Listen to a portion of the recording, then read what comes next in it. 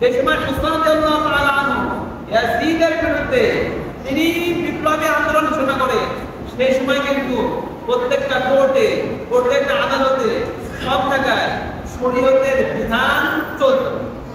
কিন্তু সমস্যা ছিল কোথায়? এলিট পর্যায়ে, উপর পর্যায়ে, সেখানে সমস্যা ছিল। তার জ্বলন্ত উদাহরণ হলো আজকে আরবের মধ্যে, আরবের বিভিন্ন কোর্টের মধ্যে ইসলামী শরীয়তের আইন চলে, কিন্তু যারা প্রেসিডেন্ট হবে এর মধ্যে ইসলামের কোনো আইন চলে না। ইসলামের ইতিহাসের মধ্যে এই আসলাম গ্রন্থটা, ইসলামের ইতিহাস রয়েছে। এই 10 মুহররমের মূল তত্ত্ব হলো এই 10 মুহররমের মধ্যে কারবালার মতো ঘটনা। হুসাইন ইবনে আবদুল্লাহ তাআলা আনহু তিনি শহীদ হয়েছেন কারবালার ময়দানে। এই হলো 10 মুহররম। কুফার মধ্যে, ইরানে কুফায় এসে তিনি শহীদ হয়েছেন। ইসলামের ইতিহাসের মধ্যে রাসূলুল্লাহ সাল্লাল্লাহু আলাইহি ওয়াসাল্লামের ইন্তেকালের পরে আবু বকর রাদিয়াল্লাহু তাআলা আনহু 2 বছর রাষ্ট্র চালান। এরপর হযরত ওমর রাদিয়াল্লাহু তাআলা আনহু 10 বছর রাষ্ট্র চালান। এরপর হযরত উসমান রাদিয়াল্লাহু তাআলা আনহু 12 বছর রাষ্ট্র চালান।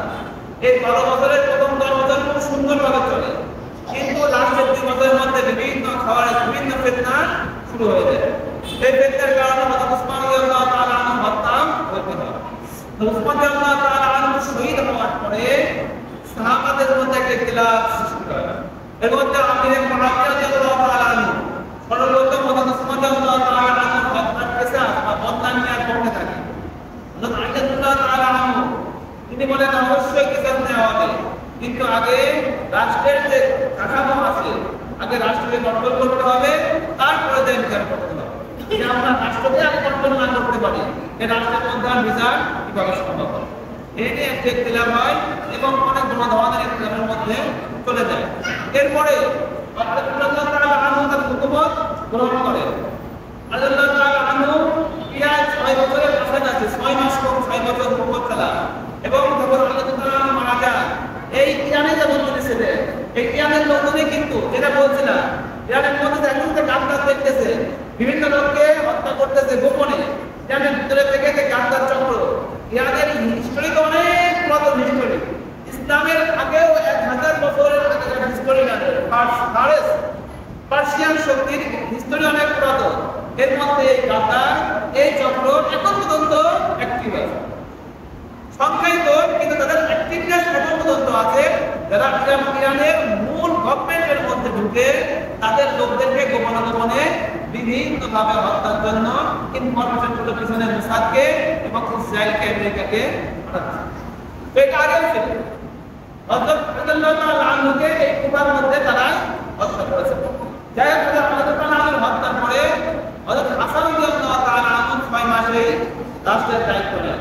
তো তিনি যখন দায়িত্ব নেন তখন বুঝতে পারে, যদি আমি হযরত মুআবিয়া রাদিয়াল্লাহু তাআলা আনহুকে না ছেড়ে দিয়ে, যদি আমি এই রাষ্ট্র দায়িত্ব দিয়ে আমি চালিয়ে যেতে থাকি, তাহলে উম্মতের মধ্যে আবার ইখতিলাফ হওয়ার সম্ভাবনা আছে।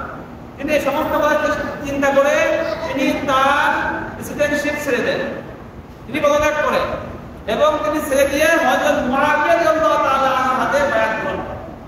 কিন্তু এখন যে 30টা বছর চলে গেল, এই 30টা বছরকে বলা হয় খুলাফায়ে রাশিদিন, মানে 30 বছর, এটাকে গ্রহণযোগ্য 30 বছর বলা হয়, যার মধ্যে হযরত হাসান রাদিয়াল্লাহু তাআলা আনহু 6 বছর শামিল করা খুলাফায়ে রাশিদিন। ইসলামের এই 30 বছর হলো ইসলামের জন্য হলো মডেল। এই 30 বছরের পরে যেটা হয়েছে এটা কোনো একটা মডেল বলা হয় না। এই প্রথম 30 বছরের মধ্যে ইসলাম সেই পর্যায়ে ছিল। তারপরে চলে আসছে মুলকানাত, মানে জবরদস্তি হুকুম, কাট খানেওয়ালি হুকুম। যাই হোক, এরপরে হযরত মুহাম্মদ রাদিয়াল্লাহু তাআলা আনহু তার সমস্ত লোকের সামর্থ্য তার মধ্যে ছিল, তিনি আরো 20 বছর হুকুমত চালান। 20 বছর হুকুমত চালানোর পরে 10 বছর যাওয়ার পরে তিনি চিন্তা করে, যদি আমার মৃত্যুর পরে আমার উম্মতের মধ্যে বিভিন্ন গ্রুপ হয়ে যায়, কে প্রেসিডেন্ট হবে, কে সবার বড় নেতা হবে, এই ব্যাপার নিয়ে যদি আমার ইখতিলাফ হয়, আমার যুদ্ধ হয়, তাহলে একটা বড় ধরনের ক্ষতি হয়ে যাবে ইসলাম। হযরত আমির মুআবিয়া রাদিয়াল্লাহু তাআলা আনহুর নিয়তের মধ্যে কোনো সন্দেহ ছিল না। অনেক ডিসিশন হয়তো ভুল হতে পারে সাহাবাদের, কিন্তু তাদের নিয়ত, মানে তারা ক্ষমতার লোভে কোনো কিছুই করেন না। হয়তো দুইটা ডিসিশনের একটা ডিসিশন নিয়েছে, হয়তোবা আপনি পরবর্তীতে মনে করেন করতে পারেন যে ওই ডিসিশনটা হয়তোবা না নিলে ভালো হতে পারে পরবর্তীতে, কিন্তু তাদের মনের মধ্যে কোনো ক্ষমতার প্রতি লোভ, ক্ষমতায় থাকতে হবে কিন্তু তাদের কোনো চিন্তা ভাবনা তাদের মধ্যে ছিল না। কিন্তু তাদের নেওয়া বিভিন্ন ডিসিশন, হুকুমতি যে সমস্ত সিদ্ধান্ত, তার মধ্যে কিছু চোখ হইতে পারে। জন্মের পরে হযরত মুহাম্মদ রাদিয়াল্লাহু তাআলা আনহু তার ছেলে ইয়াজিদকে তিনি ওলিয়াত মানে তার পরবর্তী প্রেসিডেন্ট হিসেবে আগে ঘোষণা দিয়ে দেন। যেমন এখন মুহাম্মদ বিন সালমান যে রয়েছে, যে তার পিতা তাকে প্রেসিডেন্ট হিসেবে আগে ঘোষণা করে দিয়েছে, ঠিক এইভাবে করে দেওয়ার পরে এই সময় সকল উম্মতে মুসলিমা তার এই সিদ্ধান্ত মেনে নেয়। কিন্তু ৬ জন বড় বড় ব্যক্তিত্ব তারা এই সিদ্ধান্ত মেনে নিতে চান না। এর মধ্যে হযরত ওমর রাদিয়াল্লাহু তাআলা আনহু ছিলেন অনেক বড় মানের ব্যক্তিত্ব, তিনি প্রেসিডেন্ট ছিলেন। তার ছেলে আব্দুর রহমান ইবনে আবু বকর, হযরত ওমর রাদিয়াল্লাহু তাআলা আনহু প্রেসিডেন্ট ছিলেন।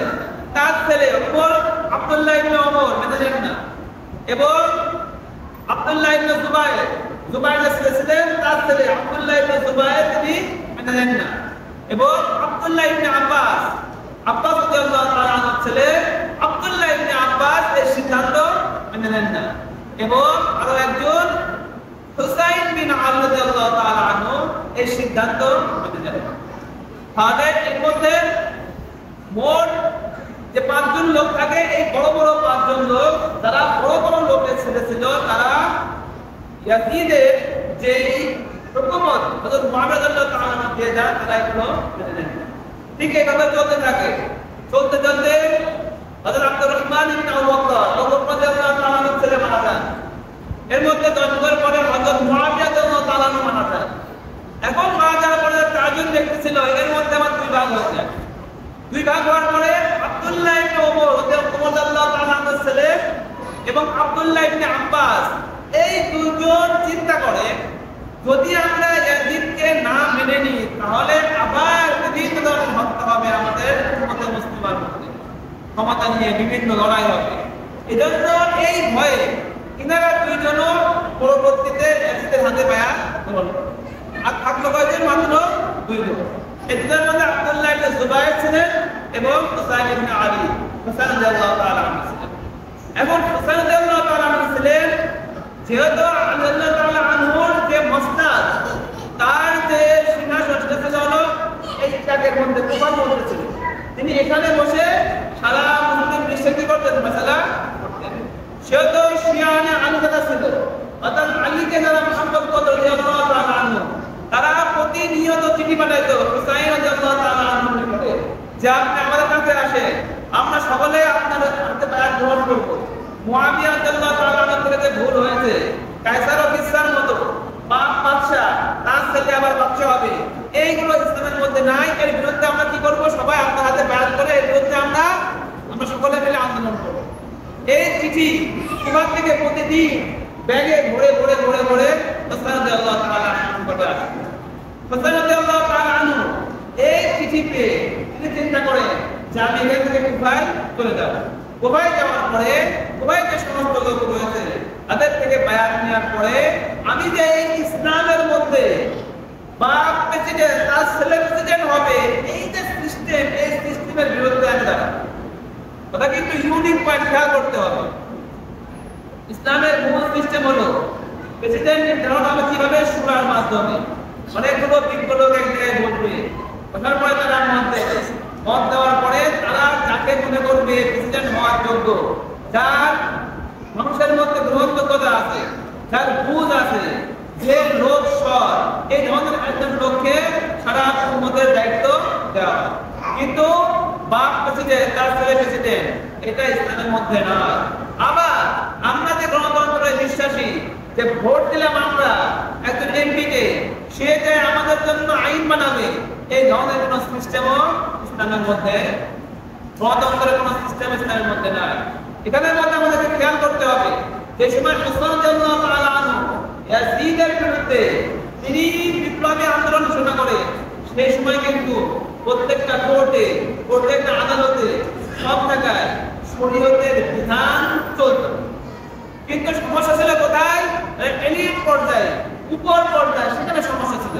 তার জ্বলন্ত উদাহরণ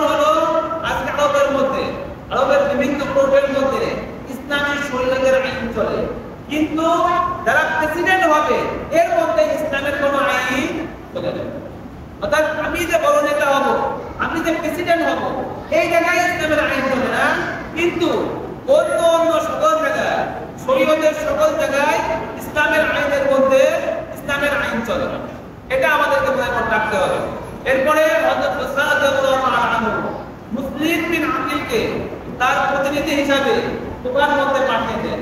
তিনি কুফায় আসে, আসার পরে সর্বপ্রথম অনেকগুলো লোক, ৪৩,০০০ লোক তার হাতে বায়াত গ্রহণ করে। মুসলিম বিন আকিল তিনি হযরত উসমান রাদিয়াল্লাহু তাআলা আনহুর প্রতিনিধি ছিলেন।